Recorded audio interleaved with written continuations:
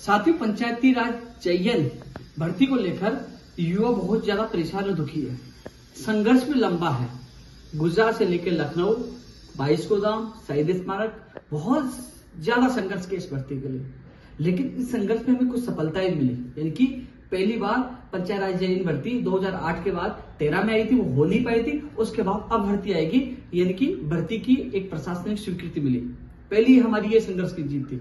दूसरी जीत थी कि भर्ती के नियमों में संशोधन की प्रशासनिक स्वीकृति, जो प्रशासनिक स्वीकृति मिल चुकी है। आपके लिए अच्छी खबर है, नियम संशोधन की प्रशासनिक स्वीकृति मिल चुकी है। अब फाइल डीओपी, आरपीएससी, लॉ और वित्त विभाग और फिर सीएम साहब के पास, कैबिनेट में, और कैबिनेट से अनुमोदन होने के बाद राज्यपाल और फिर कार्यपालक से अधिसूचना जारी होगी नियम संशोधन। क्योंकि नियम 1998 के बाद ये पंचायत राज चयन भर्ती को लेकर नियम बन रहे हैं।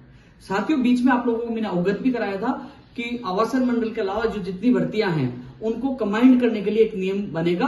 और आपने देखा होगा कि मुख्यमंत्री जी ने उसकी घोषणा कर दी है। यानी कि उस चीज के लिए माननीय मुख्यमंत्री जी का बहुत बहुत आभार एवं धन्यवाद। और वो डीओपी के द्वारा वो नियम जारी होगा। दो अलग अलग तरीके नियम, एक तो पंचायती राज चयन भर्ती का जो इस भर्ती को लेकर नियम संशोधन हो रहे, और एक सारी कंबाइंड सारी भर्तियों को होने के लिए मुख्यमंत्री जी ने अनुमोदन किया है। और वो होगा डीओपी से आदेश जारी होगा तब। क्योंकि जैसे कुछ भर्तियों की अभ्यर्थना कर्मचारी चयन बोर्ड में है, पंचायत राज जैन की भी है, तो पंचायती राज विभाग के नियम बनेंगे तभी ये जैन भर्ती वहां जाएगी, कंबाइंड हो पाएगी। तो दो नियमों की फाइल चल रही है। एक का अनुमोदन हो चुका है और उसकी अधिसूचना जारी होनी है, और दूसरी के लिए अब वो प्रशासनिक स्वीकृति हो चुकी है। यानी कि एग्जाम से नियम बनने की जो प्रक्रिया शुरू हो चुकी है। अच्छी खबर है, प्रशासनिक स्वीकृति मिल चुकी है। जितना प्रयास मुझसे हो रहा साथियों, पहली बार कंबाइंड होने की भर्ती होने के लिए नियम बने, वो भी हमारे प्रयास से और संघर्ष से। और प्रशासन भर्ती की स्वीकृति के बाद नियम संशोधन की प्रशासनिक स्वीकृति मिली है। अब मैं आप सबसे ये वीडियो बनाकर अपील कर रहा हूं कि आप भी थोड़ा सा प्रयास करिए। क्योंकि हमारे पास सितंबर का महीना है, अक्टूबर में आचार संहिता लग जाएगी। हम चाहते हैं इस महीने में नियम संशोधन होकर उसकी अधिसूचना भी जारी हो जाए और विज्ञप्ति भी जारी करवा ले। यानी कि भर्ती की घोषणा कराकर विज्ञप्ति भी जारी करवा ले।